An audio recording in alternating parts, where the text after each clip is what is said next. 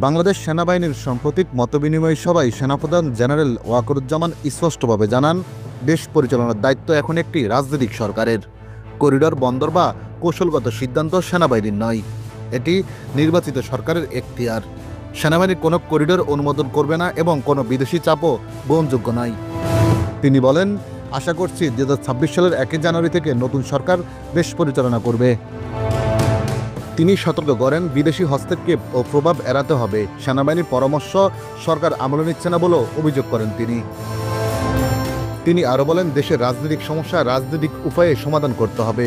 উপদেষ্টা সরকারের সদস্যদের প্রতি সম্মান জানালেও তিনি স্পষ্ট করেন, দেশ পরিচালনায় রাজনৈতিক অভিজ্ঞতা পরিহার্য।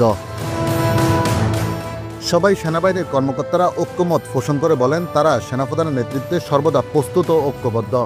সেনাবাহিনী কোনো সহিংসতা বা বিশৃঙ্খলা সহ্য করবে না। আইনের শাসন রক্ষা করাই তাদের অগ্রাধিকার।